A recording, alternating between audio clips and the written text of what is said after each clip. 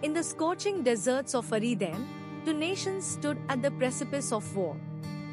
The people of Elgoran, known for their skill in metalwork and fierce warrior spirit, had long been at odds with the peaceful tribe of Nirman. For generations, they had shared a border marked by an unforgiving landscape of sand dunes and rocky outcroppings.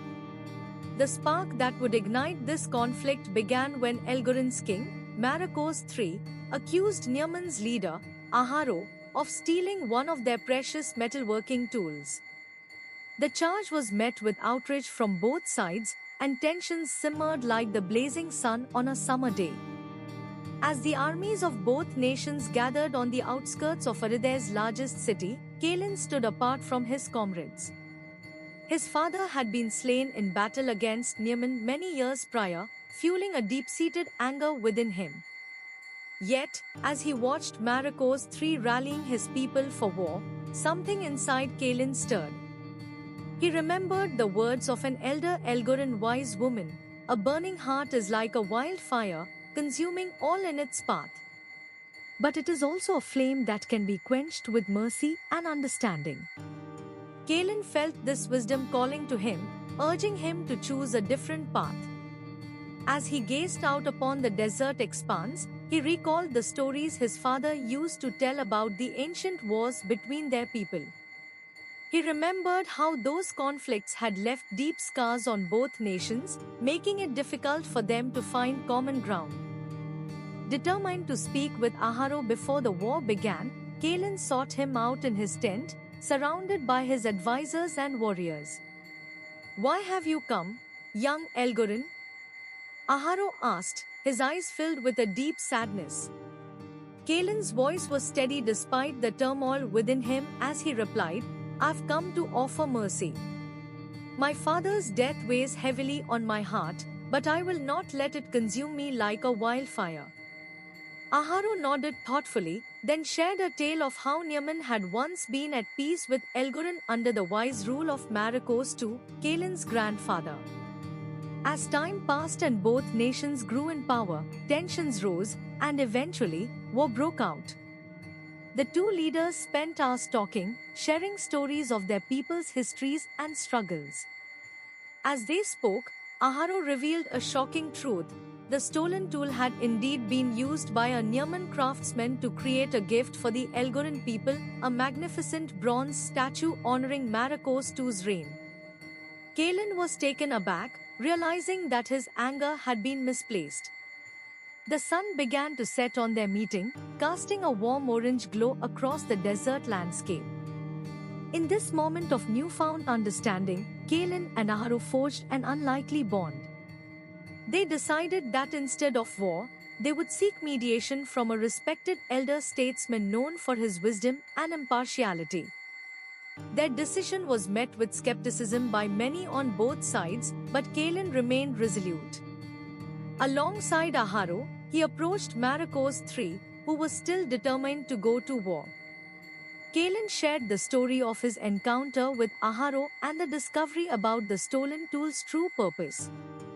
The king listened intently, his expression softening as he realized that Kalin's words were not those of a traitor but of a young warrior who had chosen mercy over revenge. Marakos III ultimately agreed to meet with Aharo and seek mediation.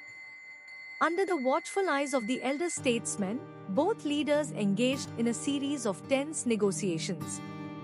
However, through their willingness to listen and understand each other's perspectives, they slowly began to find common ground. A breakthrough came when Kalin suggested that the two nations work together to create a grand monument honoring their shared history and the bond between them.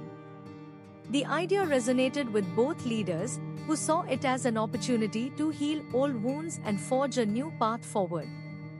As the days passed, the people of Elgoran and Nirman came together to build this testament to peace and cooperation.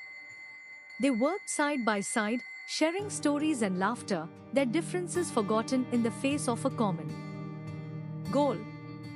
The monument stood tall in the heart of Aridae's city, a shining beacon of hope amidst the burning plains. Kalin, Aharo, and Marakos III stood together, united in their commitment to peace and understanding. As the sun rose on a new day, the people of both nations looked out upon the monument, now a symbol of their unwavering resolve for reconciliation. And Calin knew that his heart was no longer a burning wildfire but a flame of hope, guiding him forward as he walked among friends in a desert transformed by mercy and peace. Years went by, and the people of Elgorin and Niaman continued to live in harmony. The monument stood as a reminder of their ability to put aside their differences and work towards a common goal. Calin, now an elder statesman himself, looked out upon the desert landscape with pride, knowing that his actions had helped bring about this newfound peace.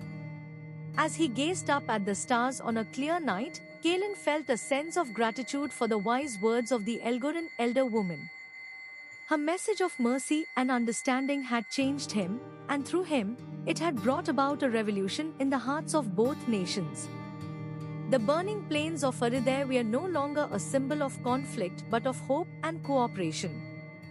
In this moment of reflection, Calin knew that his story would be passed down for generations to come, a testament to the power of mercy and understanding in the face of adversity. And as he walked back to his tent, surrounded by the silence of the desert night, he felt a sense of peace wash over him, knowing that his heart was at last free from the burning wildfire of anger and hatred. The people of Elgorin and Niaman would always remember Calin's bravery in choosing mercy over revenge. They would tell stories of how one young warrior had changed the course of history with his selfless actions. And as they looked up at the monument, now a symbol of their enduring friendship, they knew that Calin's flame of hope would continue to burn bright for generations to come.